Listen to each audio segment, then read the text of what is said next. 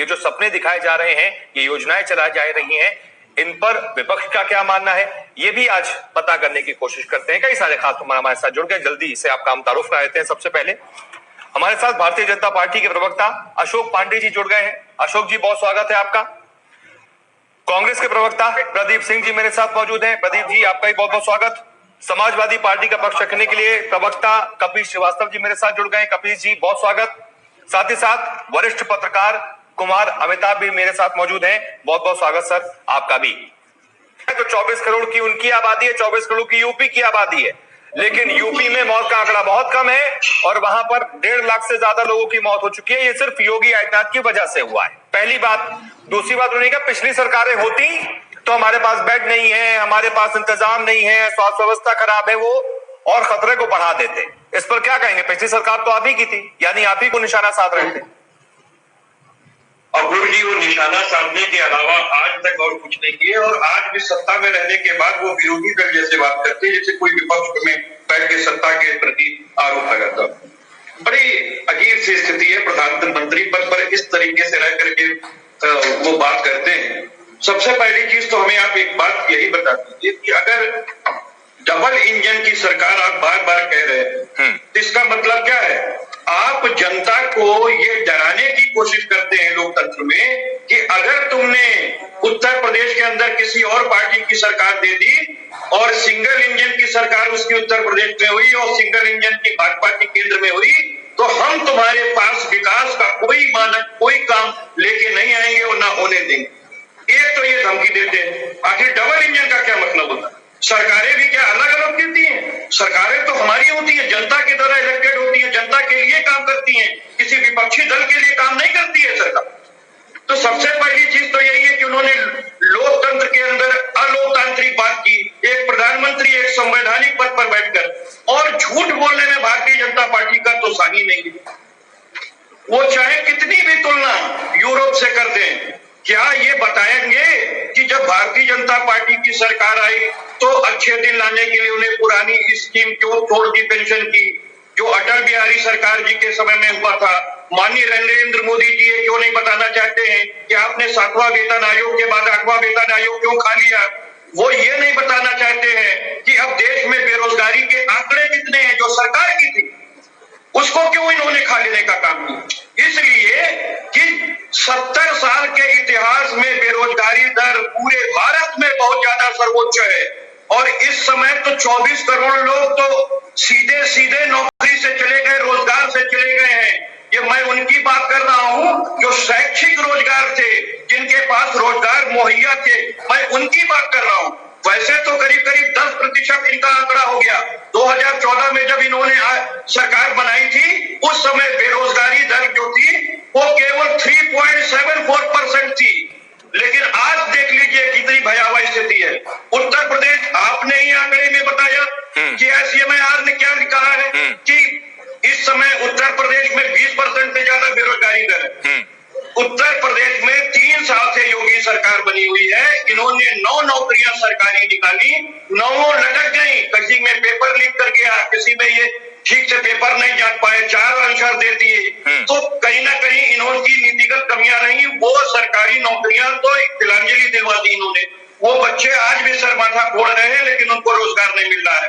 पिछली सरकार की बात कर रहे थे, पिछली सरकार में 5 लाख लोगों को हम लोगों ने ऐसी नौकरियां दिलाई जिनके डाटे हैं, और सिर्फ शिक्षाई के क्षेत्र में नहीं, group B, group C, group D सारी भर्तियां की। उसी में देखिए अभी ये जो कोषागार में सहायक लेखाकार की भर्ती 450 की थी, सारी CBI इंक्वायरी इन्होंने करा ली, सब कुछ आ गया। अब तो उन बच्चों को ज्वाइन करा दो। आखिर उन्होंने आपकी कौन सी गेटमैन की लड़ाई लड़ी है? ठीक है, रोजगार देना ये नहीं चाहते, ये कहते आत्मनिर्भर बनाएंगे। मजदूर को किस तरीके से आत्मनिर्भर बनाएंगे? और कब मजदूर आत्मनिर्भर नहीं था? वो रोज सुबह कमाने के लिए निकलता था और शाम को वो दिहाड़ी लेकर के घर लौटता था, वही उसकी आत्मनिर्भरता है। क्या आप टाटा और अंबानी बना देंगे?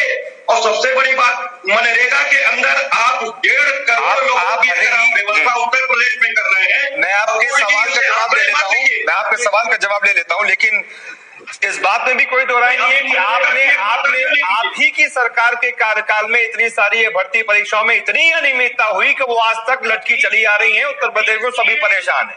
वो आप ही की देन है जो आज तक बढ़ी चली आ रही है। वो आप ही की देन है, आप ही की सरकार में हुआ था। ये किसी को नहीं भूलना चाहिए।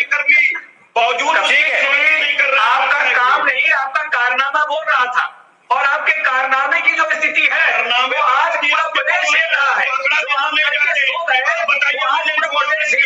और आपकी जानकारी के लिए बता दूं कि 80 लाख मृत्यु दर को योगी आदित्यनाथ ने, मृत्यु किसी की भी हो, एक की भी हो, तो दुखदाई होती है। लेकिन कबीर जी, आज ये मान लीजिए किसी उत्तर प्रदेश में अगर कोई आपके होते मुख्यमंत्री तो ये मृत्यु दर 80 लाख से पार होती, जिसको उन्होंने अपने मैनेजमेंट से रोक करके आज इतनी कम मृत्यु दर पर खड़ा किया है। पूरे देश के अंदर वो 3% से कम है। माननीय योगी जी ने जानबूझ कर टेस्टिंग नहीं कराई है। जो आज तमाम मौतें हो रही है, जब आज तमाम मौतें हो रही है, सीलबंद इलाके जो है नदी के किनारे जलाई जा रही है, कब्रिस्तान में दफनाई जा रही है, लेकिन मृत्यु दर जानबूझ कर आंकड़े छुपा रही है। सकारात्मक सोच से बात करिए।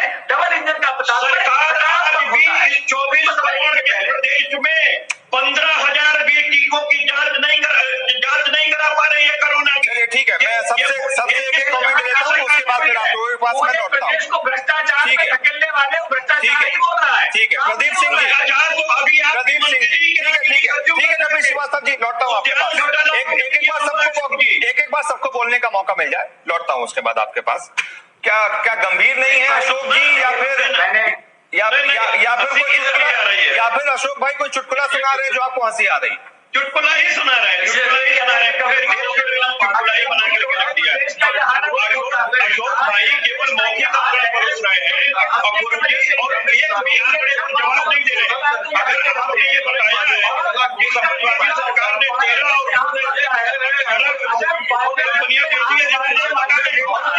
अरे एक करके बोल लीजिए भाई, एक साथ सब लोग बोलेंगे, किसी को कुछ समझ में नहीं आएगा। प्रदीप जी भी बोल रहे हैं, अशोक जी भी बोल रहे हैं, कपिल जी भी बोल रहे हैं। सब एक साथ बोलेंगे तो कैसे समझ में आएगा लोगों को? ठीक है, अशोक जी आपने बोल लिया। अशोक जी आपने अपनी बात रखी, आपने पहले बता रहे। अब कपिल जी को बोलने दीजिए। ठीक है, अब कपिल जी को बोलने दीजिए। प्रदीप जी आ रहा हूँ, एक सेकंड।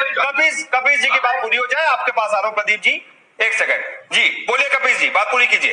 क्या कह रहे हैं आप? अपूर्व जी, मैं ये कह रहा हूँ कि देखिए, ये जो सरकार रही है ये शुरू से ही सपने बीत करके आई थी और आज भी सपने बीत। कैसे? मैं इसलिए कह रहा हूँ कि इनका जो किया हुआ है वो आपके सामने है जनता।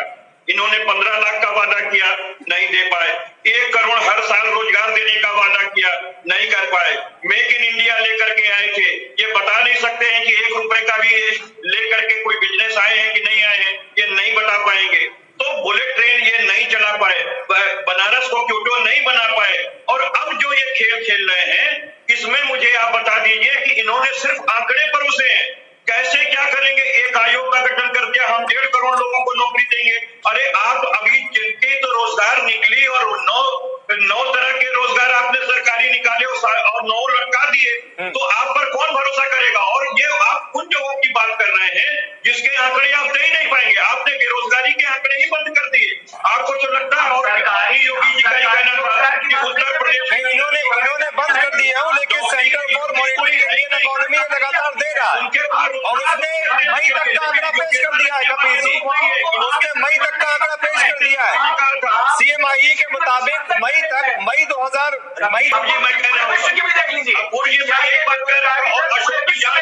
लगातार सत्ता में है, इसका मतलब ये नहीं है कि आपकी जबान बंद कर दिया है। एक सेकंड, अशोक जी क्या कह रहे हैं? आपने डिफेंस एक्सपोर्ट, अशोक जी क्या कह रहे हैं? 4.5 करोड़ रुपए के एमओयू से सिग्नेचर किए। बताइए ये पृथ्वी पे सरकार को जो आपने रोजगार बनाया, आपने जब सरकार चलाई, चाहे 15 साल सरकार चलाई, वो कार्य यहाँ नहीं हो रहा है। या आत्मनिर्भर बनाने की बात हो रही, 1.25 करोड़ लोग आत्मनिर्भरता के साथ कार्य करेंगे, उसकी व्यवस्था चलेगा।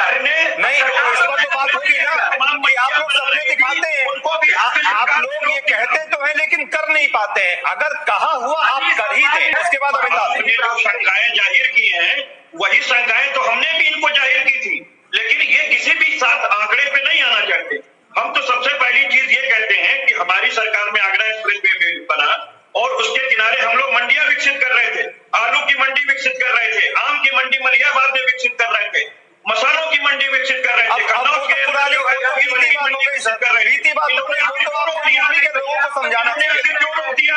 उन लोगों ने तो भरोसा नहीं किया। सबसे बड़ी चीज यही है। और दूसरा जो नरेगा के अंदर नरेगा के अंदर जो आपने कहा था कि ये तो नरेगा योजना है, जो महान मूर्ख योजना का स्मारक है, आज उसी से आप लौटने वाले जो हमारे मजदूर हैं उनको थोड़ी बहुत रोजगार दे रहे हैं। और उसमें बताइए शिक्षित बेरोजगार जो कंप्यूटर इंजीनियर है, मुख्यमंत्री के शहर में वो मजदूरी कर रहे हैं 200 रुपए में। तो ये कोई रोजगार नहीं होता है।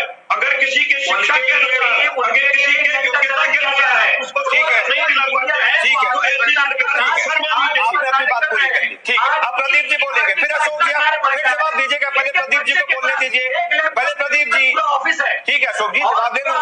जिक्र की फिक्र कर लेकिन काम न कर, ये नहीं होगा। जो आपने दावा किया है वो जमीन पर भी उतारा जाएगा। वाकई में आने वाले समय में उत्तर प्रदेश में 1.5 करोड़ लोगों को रोजगार मिलेगा। बहुत बहुत शुक्रिया आप सभी का हमारे साथ जुड़ने के लिए।